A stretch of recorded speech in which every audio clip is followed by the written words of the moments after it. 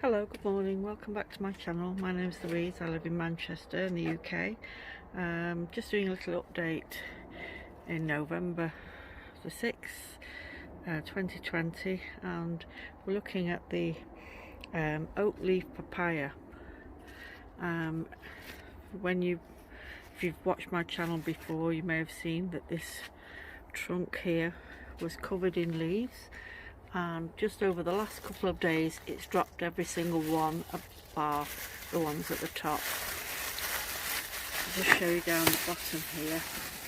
I've got this bag wrapped around it with some paper just to insulate the roots. You can see it's quite a substantial trunk there, and I want to keep this dry now. Apparently I've learnt that these are deciduous, so they do drop their leaves in winter, and I'm going to keep it outside, but I'm going to keep the base, the pot here, keep it dry as possible, and it may lose these top leaves here. Still got little leaves pumping out there, not sure if they're going to stay on. So this is the oak leaf papaya. Excuse me. And as I say, it's a variety of mountain papaya. Has much smaller fruits than the traditional papaya, but it's supposed to be cold hardy, so that's why it's going to stay outside. But we'll give it some form of protection. I've put some paper around there, and then this bag goes over, tie it round, just keep it dry, and some insulation from the cold. So I've just been doing a general tidy up. I've brought my geraniums from the hanging baskets. I've just brought them down here so they don't get frostbitten. I might take them into the plastic greenhouse and overwinter them, because they're not frost hardy, but they will tolerate some cold. And I've got oh, let me just go over here.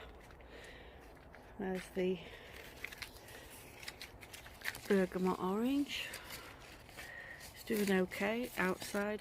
I took it inside when I first got it, and started to drop a lot of leaves, so I've kept it outside since. It seems to be faring much better. I've just given it a little bit of blood, fish and bone,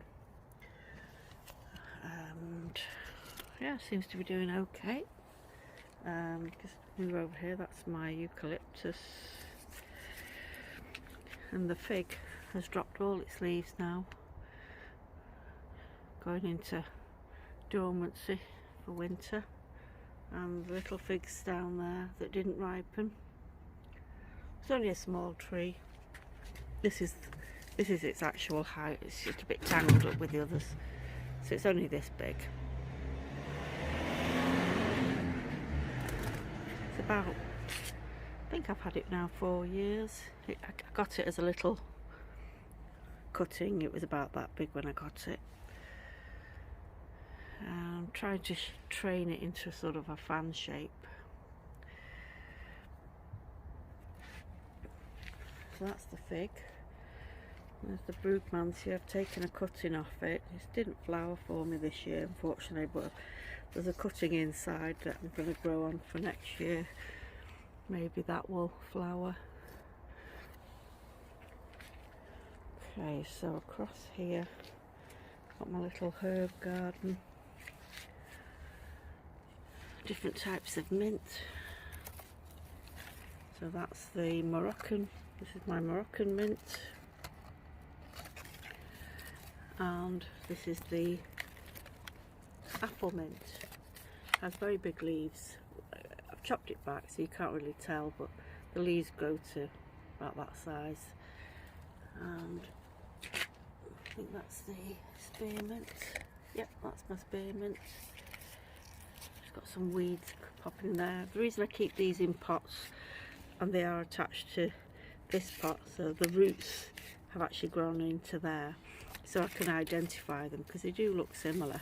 I did have some chocolate mint in here, but I think that died back. This is my parsley. Got some more mint. I think this is just normal standard spearmint. Over here I've got some oregano, some thyme, got some rosemary. This rosemary I've got growing in the back, doing much better in the back because I think it prefers a bit of shade to sun, so I've just taken this and planted it in there.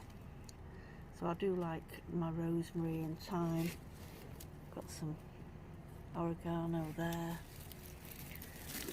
more mint, got my chives, some oregano there, and that's a bit of the red banana leaf which I've cut back. These onions are growing from just literally the bottom part of the onion, that, you know, when you peel an onion you cut the bottom half where the roots are. Well, that's literally just the bottom half that I planted in there, and left the bottom bit to grow, and it grew into those little onions. That's like a white pearl variety.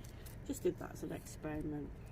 So I'm going to be planting more onions in here, not today though. Just the remnants of some broccoli and the remnants of my basil. I've got African basil indoors, not frost hardy, so I'm not planting that out, not until the summer anyway. So over here, just show you, I've got this garlic. Now normally I plant my garlic in November, and I use the standard garlic, you know, the pinky purpley type, but I saw this in my local supermarket and I thought, and it was slightly darker on the outside, but I didn't realise it said oak smoke, so I don't know if it's affected the garlic in the way that it will germinate or not. So I thought, well, I've got this spare area here, using old compost from other pots that I've just tidied up, and I thought I'll pop this garlic in, and it's quite big, the cloves, compared to the usual pinky ones that I put in. And I put some good fish and bone in to help it, so I'm just going to cover those over, and hopefully in the summer we'll get some nice garlic, you know, clumps. So you just bury them roughly the height of the clove itself, so you don't need to plant them too deep. They don't need a great deal of depth. So that's what I wanted to show you today. Just going to finish off now, and hope to see you soon. Thanks for watching. Please like and subscribe. Take care everyone. Bye bye.